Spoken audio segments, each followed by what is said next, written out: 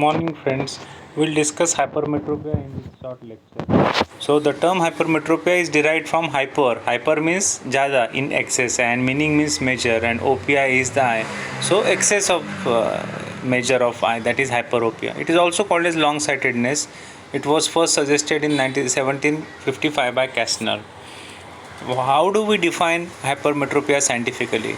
It is the refractive state of the eye wherein parallel rays of light coming from infinity are focused behind the light sensitive layer of retina with accommodation being at rest. This is very important because lot of patients with hypermetropia are able to focus by using the accommodation. So this is how the refraction in hypermetropic eye looks like. On the right side are the parallel rays of light which are coming from the infinity, and because the power of eye is less than what is desired, they are focused behind the retina. So what is the etiology? According to the causation, we can or the mechanism, we can classify it into axial, then curvatural and index. Axial means if the axial length is short than what is required, then there is less power in the eye and it will cause hypermetropia. 1 millimeter deficient axial length will cause 3 diopter of hypermetropia. And physiologically, you always see hypermetropia at birth. It is around 2.5 to 3 diopter, and pathologically we can see in orbital tumor, inflammatory mass, edema, coloboma, and microphthalmos. In these conditions, friends, the eyeball is less in size. But most of the cases of hypermetropia, the eyeball is normal, only there is slight reduction in the axial length. Curvatural, if the cornea is flattened or the lens is flattened, then it will also cause hypermetropia. And there is a condition called as cornea plana, in which cornea is congenitally flattened, which leads to curvatural hypermetropia. Trauma and also disease also can flatten the cornea, leading to curvatural hypermetropia.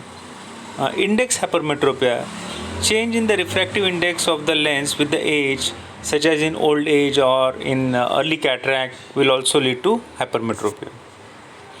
If the lens is placed posteriorly than normal, then it will cause hypermetropia. And absence of lens, as you all know, if we remove the lens in cataract surgery and if we don't implant the artificial lens, then the patient is said to have aphakia, and this aphakia means absence of lens, and it will also induce hypermetropia. So what are the clinical types of hypermetropia? Friends, simple hypermetropia is most common, then there is pathological hypermetropia, then there is functional hyperopia. Simple hypermetropia is the commonest form, and it results from normal biological variations in the development of the eyeball. It may be either because of deficient or reduced axial length, or it could be because of some degree of flattening of cornea. It may be hereditary. Pathological hypermetropia, the anomalies lies outside the biological hypermetropia, that is pathological hypermetropia. And acquired hypermetropia means patient was emmetropic to begin with, but in the old age it becomes hypermetrop. This is because of changes in the curvature of the lens or changes in the cortical part of the lens, leading to change in the refractive index of the lens. Then positional hypermetropia, similarly slight change in the position of lens will also cause hypermetropia. Aphakia, I have already explained you about aphakia. Consecutive hypermetropia means if we do LASIK surgery in myopia or radial keratotomy in myopia and the refractive error shifts to the other direction, then it is called as consecutive hypermetropia. Functional hypermetropia results from paralysis of accommodation, and it is seen when there is third nerve is paralyzed. So this is how the optical condition looks like. And please note the last point. See, the low degrees of hypermetropia, the patients are able to see clearly by accommodating and by the power of accommodation, the patients are able to see clearly the distant things. So that is the difference between myopia and hypermetropia. In myopia, nothing like that happens, but in hypermetropia, patients can use their accommodation and can see the distant objects clearly. So this is how the optics looks like. So see, now we have discussed about the etiology of hypermetropia, the clinical types. Now let us go component wise, means there is something called as total hypermetropia, which is equivalent to latent and manifest hypermetropia. So first let me tell you what is total hypermetropia. Total hypermetropia is the amount of hypermetropia that is present when we paralyze the ciliary body fully. Means when we use atropine and then we do the refraction, then the amount of hypermetropia that we get is called as total hypermetropia. And total hypermetropia is equal to latent plus manifest. And manifest hypermetropia again can be divided into facultative hypermetropia and absolute hypermetropia. Let us discuss this one by one. So total hypermetropia is the total amount of refractive error after complete cycloplasia with atropine, and it is divided into latent and manifest. So latent hypermetropia is, what is latent hypermetropia? It is always corrected by inherent tone of the ciliary muscle. Like all the muscles in the body, the ciliary muscles also have their inherent tone, and this inherent tone takes care of this component of hypermetropia, that is called as latent hypermetropia. Usually it is about 1 diopter. It is high in children and decreases with age. And it is revealed after again abolishing the tone of ciliary muscle with a strong cycloplegic like atropine. The remaining part of the total hypermetropia, if we minus latent, then the remaining is called as manifest hypermetropia. And how do we measure that hypermetropia? It can be corrected by accommodation and convex lens. So how do we measure it? We measure it by adding the strongest plus lens in front of patient's eye and with maximum vision. There is one test called as fogging, which we can do, in which what we do is we increase the plus lens power consecutively till the patient's vision gets blurred. So that is how we measure the manifest hypermetropia, and it consists of two types. One is facultative hypermetropia and second is absolute hypermetropia. So facultative hypermetropia is corrected by patient's accommodative efforts. Now please note that this facultative hypermetropia may vary. If the patient is tired or if he is doing prolonged near work, then the amount we corrected will be less. Whereas infrared, suppose the patient wakes up in the morning, the amount corrected by this accommodative effect may be more. And absolute hypermetropia is the residual part that is not corrected by patient's accommodative effort. And absolute hypermetropia can be measured. It is very simple. उसके patient के सामने plus lens लगा दो और उसको clear दिखेगा, तो that is absolute hypermetropia. But उसके आगे भी हमको और प्लस लेंस डालना है till the patient's vision becomes blurred. So that point we measure the manifest hypermetropia. I hope you have your concepts are clear now. Yeah. So manifest hypermetropia, we have to use strongest lens, and absolute hypermetropia we have to use the weakest lens. And then we can also measure the latent hypermetropia also. So at birth, everybody is hypermetropic, around +2 to +3 diopter, and gradually there is slight increase in hypermetropia in first year of life, and gradually it is diminished by the age of 5 to 10 years. So this process is called as emmetropization. That is a physiological process. And in old age, after 50, we again tend to become hypermetropic. This may be because of reduction in the tone of ciliary body muscle and reduction in accommodative power. So some amount of latent hypermetropia may become manifest, and more amount of facultative hypermetropia becomes absolute. So I hope you are getting what I am trying to tell you, that facultative hypermetropia fixed नहीं होता है. It varies with the age, it varies with the accommodative effort and all. Okay. So what are the symptoms? It is called as long sightedness. So patient will say कि मुझे नज़दीक का कम दिखता है और दूर का क्लियर दिखता है. But that is, these symptoms, this is not the 100% correct. In children, they don't come to us for near problem in near vision. They always, the mothers always tell them that he is not able to see the distant objects clearly. In hypermetropia also. So the symptoms vary depending upon the age of patient and degree of refractive error, because in this situation the degree of hypermetropia is so high that accommodative effort is not able to give him the correct complete vision, and it is small error of hypermetropia is asymptomatic because it is corrected by accommodation of the patient, so patient doesn't come to you. So sometimes what happens that the hypermetropia is fully corrected by accommodative effect, making the vision normal. But if the patient is reading continuously or attending the school continuously or using the mobile, laptop, TV continuously, then he has to exert sustained accommodation, and this causes strain on the eyes, and this strain is called as asthenopia, and this asthenopia increases as the day progresses, and it is increased after prolonged near work. Then the patient complains of tiredness or strain in the eye, watering, or frontal headache and mild photophobia. So these are the symptoms of asthenopia. So many patients present with that symptom. They say that कि हमको सब कुछ clear दिखता है but आँख में strain आता है. So sometimes the vision is not completely corrected, and the defective vision is more for near than distance, and the asthenopia is because of sustained accommodation. Okay, and this is because when the refractive error is more than 4 diopters, then it is not corrected by accommodation. And if the patients have high degree of hypermetropia above 4 diopters, they don't have then asthenopic symptoms, because they don't make an effort to see clearly by accommodation, because that is not possible, and they present with a defective vision for near and distance. And these in children, this may lead to amblyopia, that is lazy eyes, and it may also lead to squint.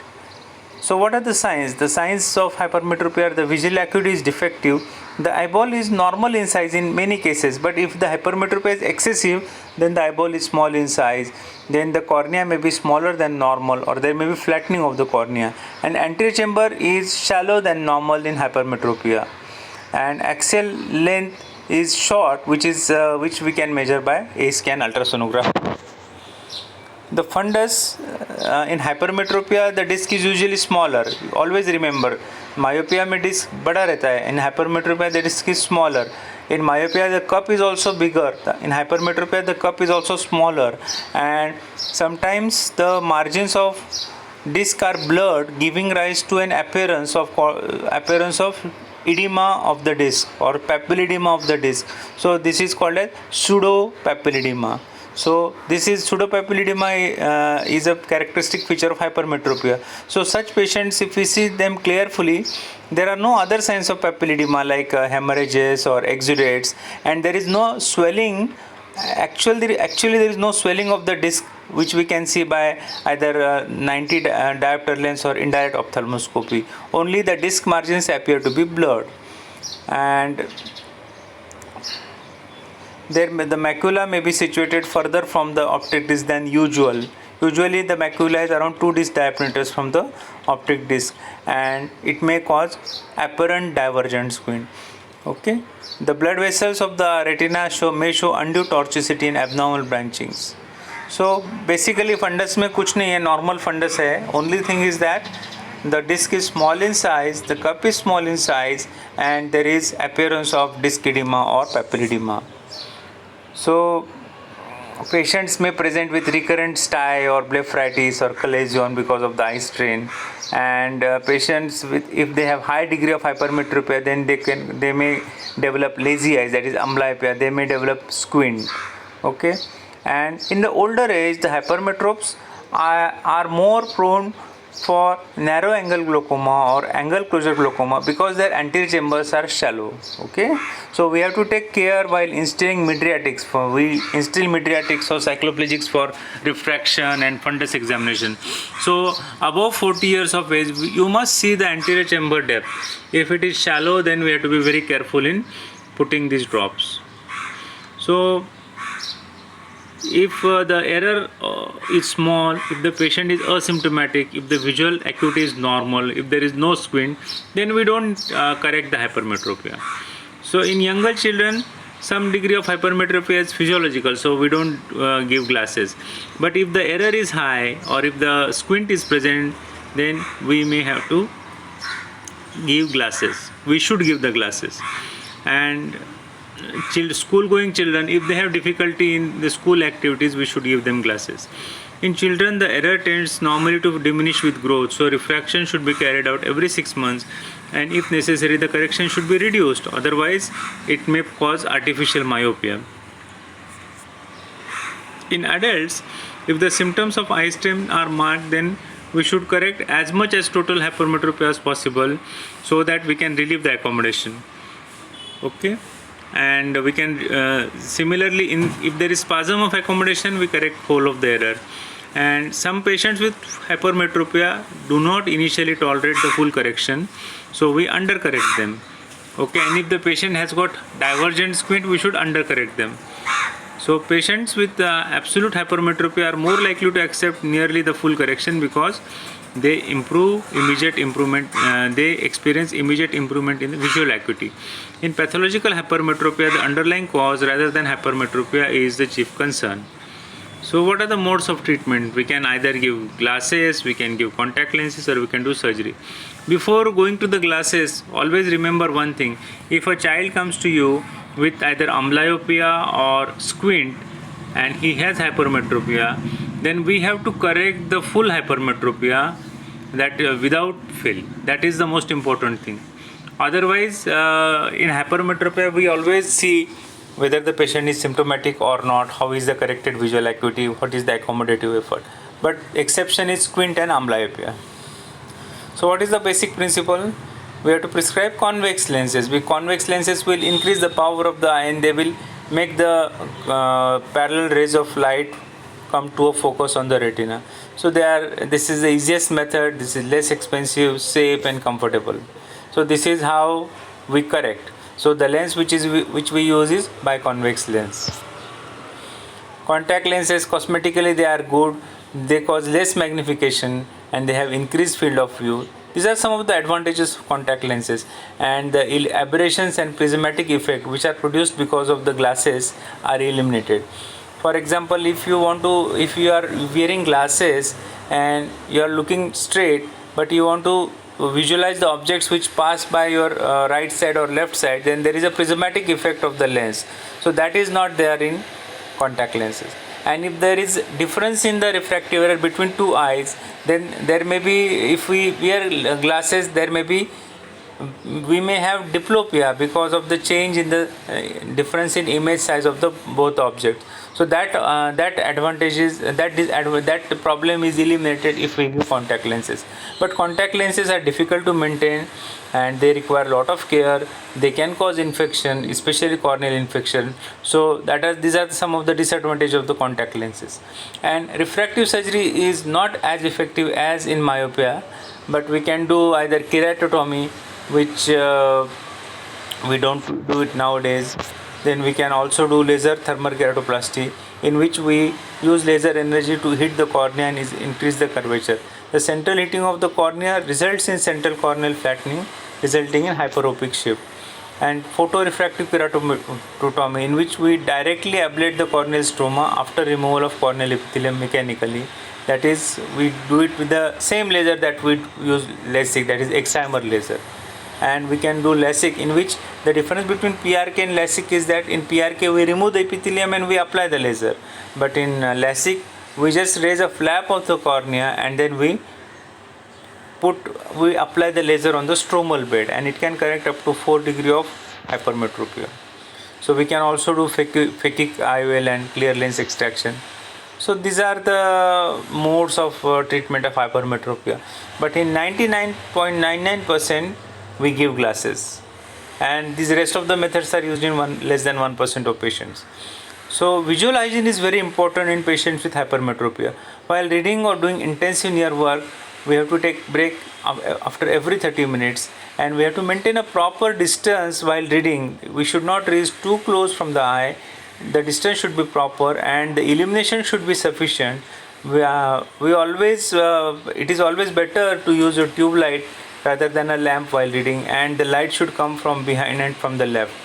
And screen time should be reduced, because screen time will cause increased accommodative effort. It will require increased accommodative effort and it will cause asthenopic symptoms. And we must make the child sit 5 to 6 feet away from the television. So appropriate optical correction means glasses almost leads to clear and comfortable single binocular vision.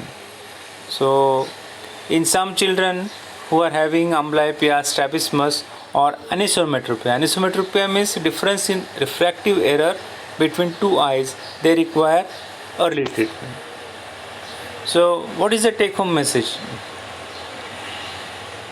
The take home message is hyperopia is a common refractive error that has been overshadowed by myopia in public perception, vision research, and scientific literature. And although uncorrected myopia has a greater adverse effect on visual acuity than uncorrected hyperopia, this is because in hypermetropia we can correct the vision by using accommodation. The close association between hypermetropia, amblyopia, and strabismus makes hypermetropia a greater risk factor for more permanent vision loss than myopia. So this is all about hypermetropia, friends. So you must know the definition of hypermetropia, and you must know what is total, what is latent, what is manifest hypermetropia, and how do we correct it. So if you have any difficulty, please free to ask me. In the next lecture we'll discuss about the remaining refractive errors. Thank you.